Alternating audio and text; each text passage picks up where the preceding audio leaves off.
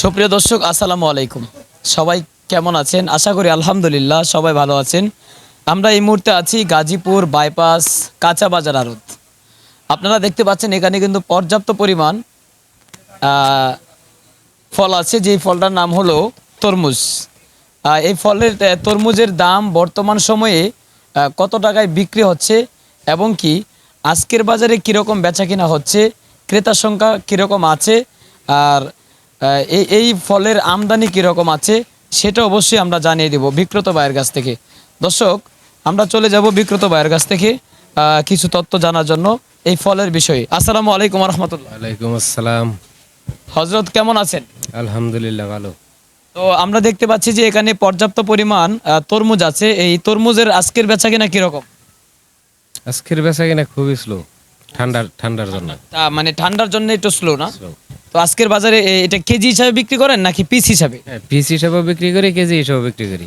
কেজিতে কত টাকা বিক্রি করেন আর পিসে কত টাকা বিক্রি করেন? কেজিতে 50 টাকা আর পিসেতে বড়গুলা নিলে 250 টাকা। দর্শক, কেজিতে হইলো 50 টাকা, আর বড়গুলা যদি আপনার পিস হিসাবে নেন তাহলে 250 টাকা।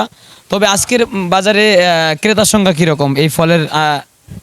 খুবই কম, ঠান্ডার জন্য খুবই কম।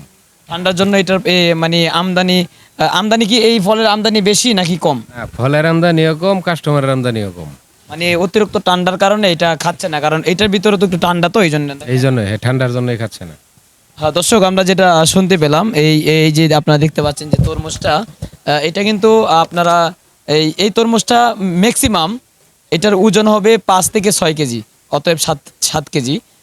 কিন্তু যারা এই এই এই তরমুজটা আপনারা এই এক পিস হিসাবে নিতে চান, আর এই তরমুজের দাম হবে 250 থেকে 200 টাকা।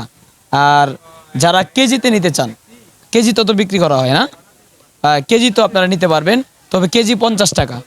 50 টাকা বর্তমান এই বাজারে এটার এই কেজি। আপনারা এটার মধ্যে কি কালো একটা আছে, যে কালোটা এটা কি বলা হয়? এটাও তরমুজ, কিন্তু এটা আরেক মোকামের। ওটা আপনারা বিক্রি করেন না, ওটা বিক্রি করি না। আমরা শুধু বাংলা লিঙ্ক বিক্রি করি। এটা কি বাঙালি? এটা বাংলা লিঙ্ক। এটা কোন জেলার? এটা সিলেট জেলার। দর্শক, এটা কিন্তু সিলেট জেলার। আর যারা তরমুজ নিতে চান অবশ্যই আসবেন। এটা কি আপনার দোকানের নাম? সাবা। দর্শক, আমরা আছি এই মুহূর্তে সাবা বাণিজ্যালয়। আপনারা সাবা বাণিজ্যালয়ে আসবেন, অবশ্যই এখান থেকে একদম কম মূল্যে আপনারা তরমুজ নিয়ে যেতে পারবেন, নিয়ে ব্যবসা করতে পারবেন ইনশাল্লাহ। যারা এখনও চ্যানেলটি সাবস্ক্রাইব করেননি অবশ্যই চ্যানেলটি সাবস্ক্রাইব করবেন, আর দ্রুত শেয়ার করে অন্যজনকে দেখার সুযোগ করে দেবেন।